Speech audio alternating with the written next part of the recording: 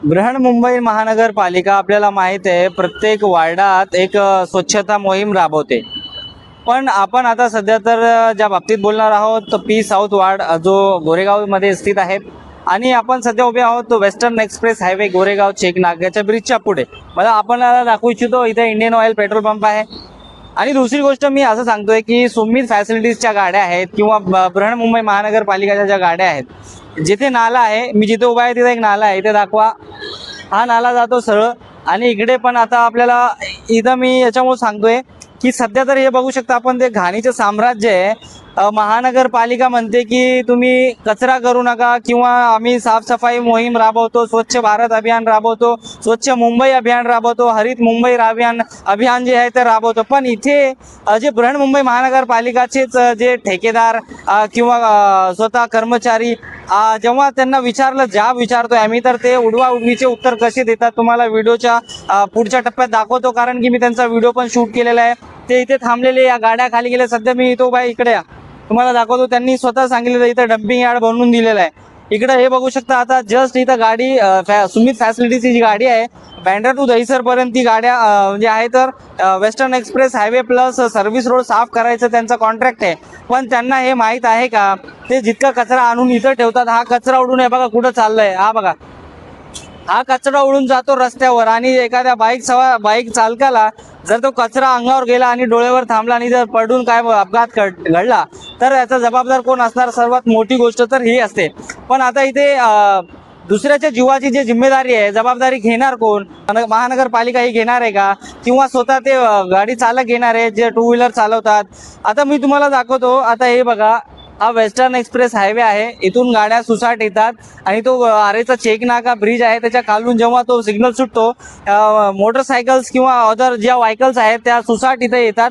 आणि सुसाट आली जर का, हे समजा पालापाचोळा इथं आहे, तुम्हाला दाखवतो. हे बघा, हे बघा, हे पालापाचोळा आहे, इथं कपडा आहे, इथं वेगवेगळ्या प्रकारच्या थैल्या आहेत.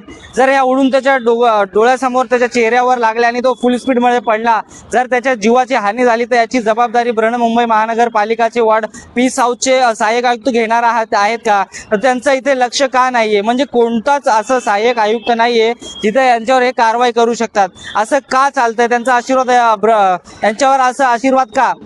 फक्त कायदा फक्त आम जनतेचाच का? त्यांच्यासाठीच का? फाईन त्यांना मारण्यासाठीच का? जर काय कुठे तुम्ही कचरा अनधिकृत फेकत असाल तर तुम्हाला बृहन्मुंबई महानगरपालिकेतर्फे जो फाईन आकारण्यात येतो. पण यांना इतकं सुळसुळाट का दिलेला आहे? यांना इतकी सूट का दिलेलं आहे? एक मुंबईकर जे आहे, मुंबईकर गोरेगावकर सहाय्यक पी साऊथ त्यांना विचारतायत. त्यांच्याशी एक प्रश्न आहे की बाबा तुम्ही हा कचरा टाकणाऱ्यावर कधी कारवाई करणार आणि हा कचरा कधी उचलण्यात येईल? हा मोठा प्रश्न इथं गांभीर्याने उपस्थित होतो. तुम्हाला सांगू इच्छितो, इकडे बघा. असं वाटत असेल की सध्या पावसाळा चालू आहे आणि पावसाळ्याचं पाणी जे आहे इथं थांबलेलं आहे, इथं तुंबलेलं आहे. तिकडे दाखवा, तो तुंबलेला पाणी असं तुम्हाला इथं गाळ झालेला आहे, चिखल झालेला आहे भरपूर प्रमाणात.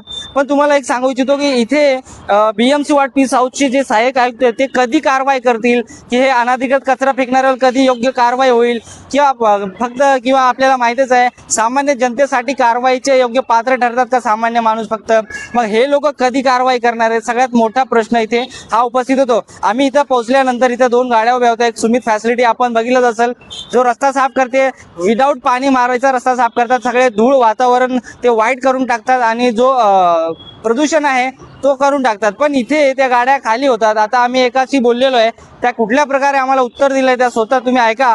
तुम्हाला या तर तो व्हिडिओ दाखवतो. अशाच अपडेटसाठी बघत राहा मुंबई न्यूज सोबत. अली मी नामदार. माहित नाही तुम्ही काय बोलताय? कसं माहित नाही तुम्हाला? मला काय माहित नाही सर. काय नाव आपलं? माझं नाव चंद्रकांत. चंद्रकांत. पुढे सरनेम? हा, गुजर. काय डेझिग्नेशनवर काम करतात साहेब? लेबर. कोणत्या कंपनीत? कंपनीचं नाव मला पण माहित नाही. मग कोणत्या कंपनीत लागले हे माहित असेल ना तुम्हाला? नाही मला माहित. मी लेबर म्हणून काम करतो. लेबर म्हणून. भाई आपण कोणत्या कंपनीत आहात? तो ड्रायव्हर आहे, त्याला पण नाही माहित. तुम्हाला बी नाही माहिती? नाही माहिती. पक्का? हे इथं तुम्ही गाड्या खाली करताय हे माहिती आहे? नाही मला कामाला फक्त सांगतात ते करतात. चला आम्हाला जाऊ द्या, आम्हाला काम. नाही, एक मिनिट थांबा ना. गाड्या का खाली करताय इथं? आम्हाला काम आहे पुढे.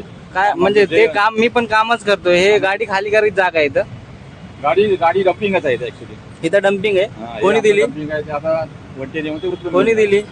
डम्पिंग काय ना, इथला जो कचरा आहे ना हे असं आता ही थंपी आज जाणार, हा हा दुसरी थंपी हा, येणार, खाली तिसरी करणार, भरतो खाली त्याच्यामध्ये करणार, खाली अच्छा करणार. म्हणजे हे भरले म्हणून तुम्ही खाली हा. टाकताय बरोबर. खाली नाही, आम्ही टाकतच टाकत नाही. नाही ते, आम्ही इथेच टाकतो. मग हे कोण टाकले ते माहित हे नाही नाही आम्हाला. टाकलं आम्ही. तुम्हाला नाही माहिती? जेवायला थांबलेलं आहे. आम्हाला माहिती हे तुम्हाला नाही वाटत की हे प्रदूषण वाढतंय त्याचं याच्यानं? आम्ही उत्तर नाही देऊ शकत सर. नाही देऊ शकत.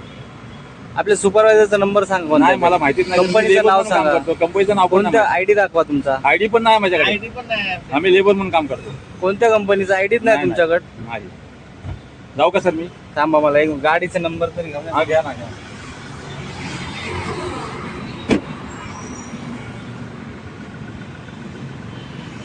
जावा